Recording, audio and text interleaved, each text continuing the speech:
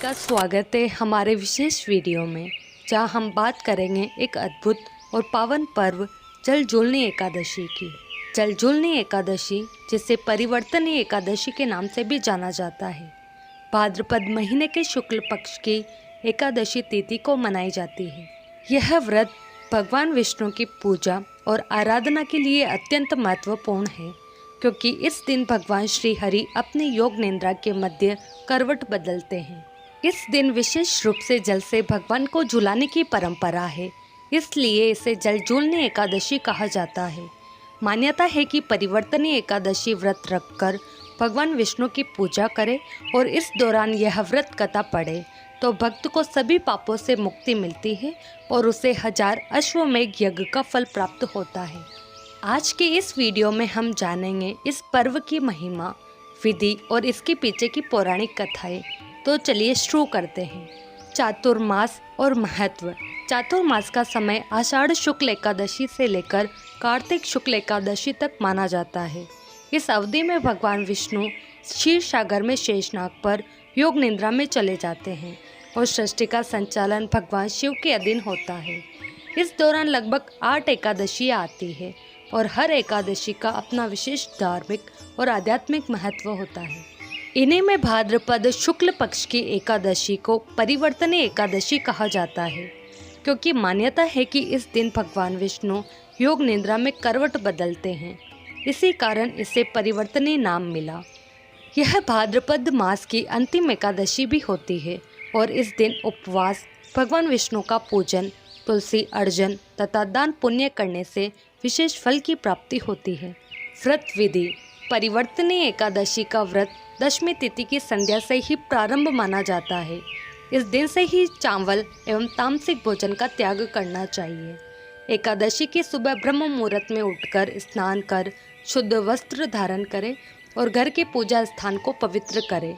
तत्पश्चात भगवान विष्णु का पूजन करें, धूप दीप पुष्प तुलसी दल और नैवेद्य अर्पित करें तथा एकादशी व्रत की कथा श्रद्धापूर्वक सुने या पढ़े। संध्या समय भगवान की आरती करें और पूरे दिन यथाशक्ति उपवास रखें। कुछ लोग फलाहार पर रहते हैं, कुछ केवल जल ग्रहण करते हैं, तो कुछ भक्त एक समय सादा सात्विक भोजन लेते हैं। रात्रि में संभव हो तो जागरण करें और हरिनाम संकीर्तन करें। यह व्रत द्वादशी तिथि को पारण करने पर पूर्ण होता है। पारण के दिन प्रातः स्नान कर पुनः भगवान विष्णु का पूजन करें, दान दक्षिणा और ब्राह्मण भोज का आयोजन करें। उसके बाद ही स्वयं अन्न ग्रहण करें। प्रत्येक एकादशी का पारण समय भिन्न होता है, इसलिए मुहूर्त का ध्यान रखना आवश्यक है।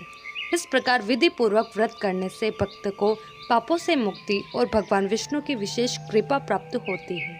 परिवर्तनी एकादशी व्रत कथा। एक बार महाभारत काल में धर्मराज युधिष्ठिर ने भगवान श्री कृष्ण से निवेदन किया, हे प्रभु, कृपा कर बताइए कि भाद्रपद शुक्ल पक्ष की एकादशी का क्या नाम है, इसकी विधि और महात्म्य क्या है। तब भगवान श्री कृष्ण ने प्रसन्न होकर कहा, हे राजन, यह एकादशी परिवर्तनी तथा वामन एकादशी के नाम से प्रसिद्ध है। यह व्रत समस्त पापों का नाश करने वाला, स्वर्ग और मोक्ष प्रदान करने वाला है। इस व्रत को करने वाला वाजपेय यज्ञ का फल प्राप्त करता है। इस दिन यदि कोई भक्त मेरा वामन रूप में पूजन करता है तो वह तीनों लोकों में पूजनीय हो जाता है। वास्तव में भाद्रपद शुक्ल एकादशी का व्रत करने से ऐसा फल मिलता है मानो उसने स्वयं ब्रह्मा, विष्णु और समस्त लोकपालों की पूजा की हो। इतना कहकर भगवान ने वामन अवतार की कथा युधिष्ठिर को सुनाई। त्रेता युग में बलि नामक असुर राज था। वह पराक्रमी, दानी और विष्णु भक्त था। निरंतर वेदों के मंत्रों से यज्ञ करता और ब्राह्मणों का सत्कार करता। उसकी शक्ति इतनी बढ़ गई कि उसने इंद्र और अन्य देवताओं को परास्त कर स्वर्गलोक पर अधिकार कर लिया। इंद्र सहित समस्त देवता गुरु बृहस्पति को साथ लेकर भगवान विष्णु के शरण में पहुँचे और विनती की, हे जगन्नाथ, असुरराज बलि ने हमें स्वर्ग से निकाल दिया है, अब आप ही हमारी रक्षा कीजिए।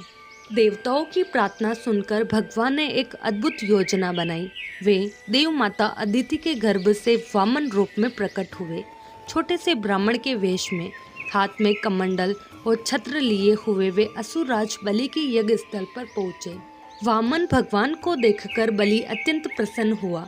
उसने आदर पूर्वक उनका स्वागत किया और कहा, हे ब्राह्मण कुमार, आप क्या चाहते हैं?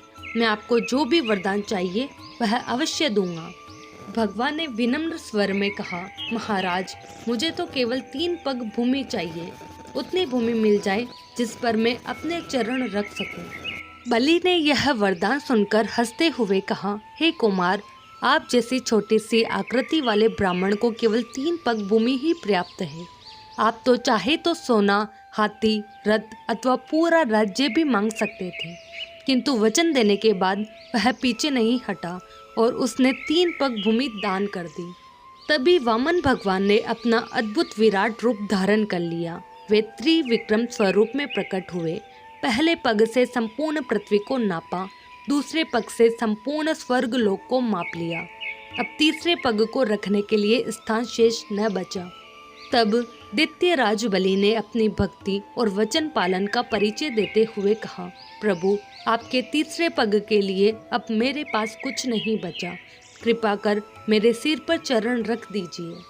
भगवान विष्णु ने प्रसन्न होकर अपना चरण उसके मस्तक पर रख दिया और उसे पाताल लोक में भेज दिया। किंतु उसकी भक्ति, दानशीलता और विनम्रता से प्रभावित होकर कहा, हे बलि, तुम महान भक्त हो, इसलिए मैं सदा तुम्हारे पास रहूंगा और तुम्हारे लोक की रक्षा करूंगा।